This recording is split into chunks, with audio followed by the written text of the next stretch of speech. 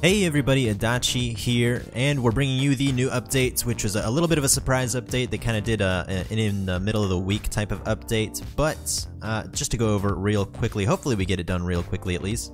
First things first, we got the new banner, and before we get too in-depth on Eliza and Lanceveil, I do want to go over the Descent of Heroes banner real quick. You are going to get more January medals if you do decide to pull on this banner. And once again, these are going to be standard rate-ups, both 0.5% on the pickup there, and no boosted on any arcs because there's no featured arcs on this banner. At least that's without double checking. I'm pretty sure there's no boosted arcs on this banner though.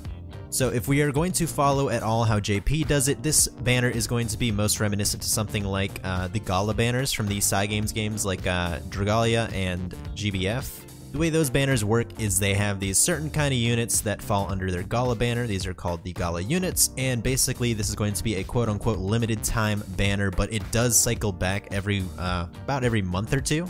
So the way JP has done it so far is all story-related units, at least that they put into the gacha, have been thrown onto this limited time banner, but it does, like I say, cycle back every month or two, so whenever they start to release out more units, or if they just feel like pumping it out again, they can throw this banner back out at any point. So these aren't, you know, pull now or don't see them in a year from now. No, these will probably be back next month or in the next 2 months, so just keep that in mind. The next banner that they are throwing out is going to be this new pickup banner. This one's a little weird. They're going to be swapping the rates for arcs and units, so if you haven't pulled any units or you really just want to fill up some of those unit slots, then that's the only reason I would really recommend this banner. The rate up is going to be on Sevilla, Pirate Ship, and then the Treasure Sword of Elid, and I would say that this banner, even with Pirate Ship on it, isn't exactly a must-pull whatsoever. Pirate Ship is a fantastic arc, but overall I wouldn't say that this is necessarily going to be worth it. I'd wait for something else to come along the lines. But that's just me personally. If you really do want to try and aim for Pirate Ship, you can try pulling on this banner, but again, remember those unit and arc rates are swapped around, so this is kind of the worst chance for you to try and do a pickup for this one.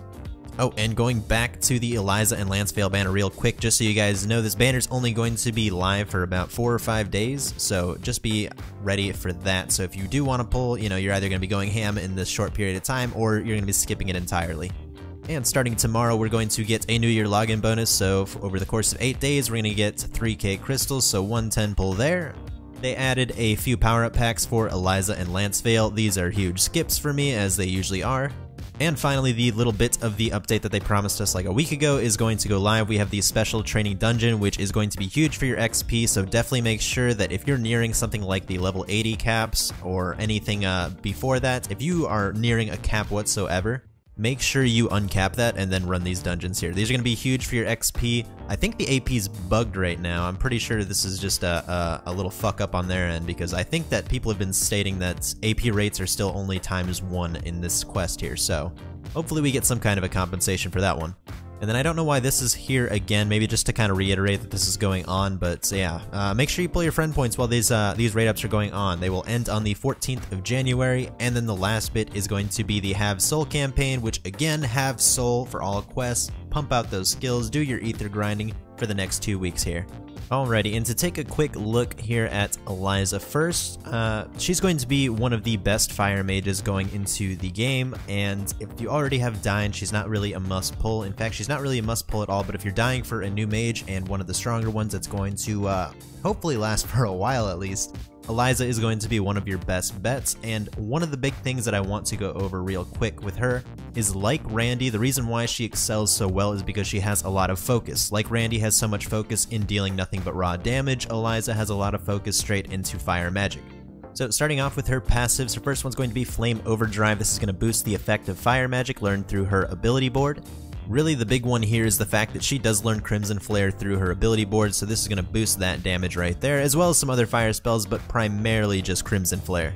Her second being Mastery of Fire. When she uses any fire magic attacks, she's going to slightly recover some of her SCT, so she's going to be able to pop out some more skills, help break a little more, pop out some more damage, and save a little bit of MP there. Her S1 being Assault Fire, this is going to be a long-ranged fire attack on the enemies ahead, so it's going to pop a little bit of a fire wave at a long distance, or I should say up to a long distance. Her S2 is going to be Burning Dress. This is going to be kind of a fire tornado around herself, and she's also going to apply Plant Killer with that one.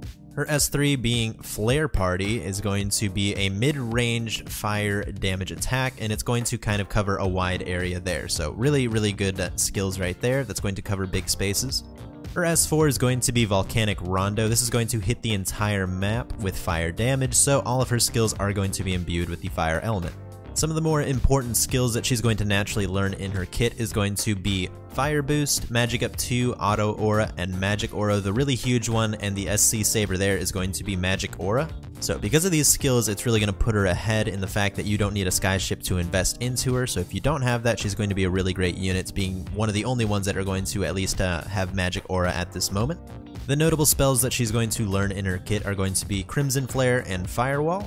Everything else isn't really that crazy, but when it comes to mages, the big one that you're going to want to cover are going to be mostly your passive skills, and then whether or not they're going to learn some of the bigger spells that they're really going to want to have. So her having Crimson Flare is just great. She's very self-sustaining in her kit. Alright, and the last one to go over is going to be Lanceveil. I shit you not, this guy's damn near impossible to find on the JP server right now. But his first passive is going to be Undefeated Guard. When Guard is equipped, increase the chance of guarding and nullify all skill attacks and critical attacks. If anything is to be believed at what this passive says, if he does actually proc a guard and it is going to be a skill or it's going to be a crit, it is going to nullify that damage.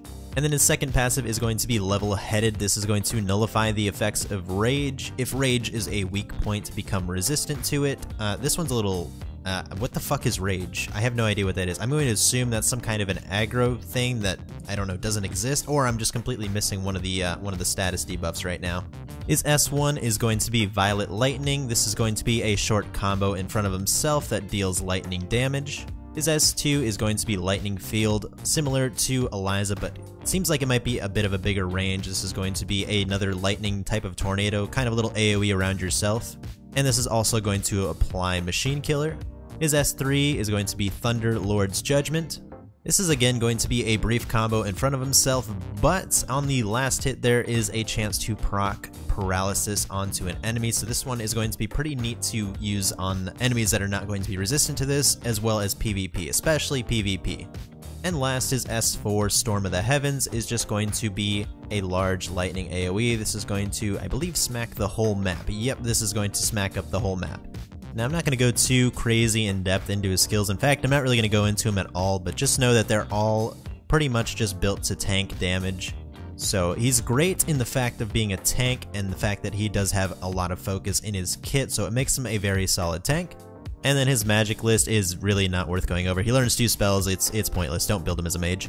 So the overall verdict for Lanceveil is going to be that he is an excellent tank, one of the best, really reaching up there with Gorm. The fact is, though, that he might fall a little short when it comes to tanking status. As far as how useful a tank is, Gorm is great not only because he is a very strong tank, but because he has a lot of support in his kit, mostly in his S4. Lanceveil ends up lacking a lot of this, dealing nothing but damage with his skills here, and the only kind of supporting thing that he actually does is potentially stuns an enemy. So is he a great tank? Absolutely. Is he one of the best tanks? 100%. Is he a unit that you need? Not really. Not really, especially considering the fact that he is one of these kind of rotating limited units that we're going to end up getting. So this banner going forward, Lanceveil is kind of going to be the underdog going forward with this one. Overall, when it comes to the banner, do I think you should pull on it? It's going to be entirely subjective, entirely up to you. It depends on what you need. If you have a solid mage, if you have a solid couple of mages, Eliza is 100% unnecessary. If you lack a really strong mage, then you might want to pull on this banner, but at the same time, like I said, it's going to be coming back around anyway, so if you aren't really in a position to pull for this and you really want to kind of go ham in it, maybe save it off, maybe hold off a little bit and build up the crystal count and then wait till it comes back around. The next time it'll be coming back around, we should be getting Devon. And should you pull for Lanceveil? Not really. You'll probably end up pulling a Gorm or some other kind of tank that is going to really fit the position just as easily, or you can use one of the monster units as a tanking unit, honestly. It's a rough life out there for tanks, but this banner isn't necessarily a must pull, but Eliza is going forward, like I said earlier, going to be one of the best mages that we're going to be getting in the game for now. But as I'm sure you're all aware, with how fast these banners have been coming out, it's very clear to see that we're going to be catching up to JP in no time, so we'll probably get closer to some kind of an equalized schedule with them, which means a lot of the banners going forward right now aren't really going to be must pulls whatsoever. So my advice to people right now is just to kind of sit on your gems, wait it out. Banners are kind of going to be slapped at us pretty quickly right now. It's better just to hold off than to get upset with all these banners coming out.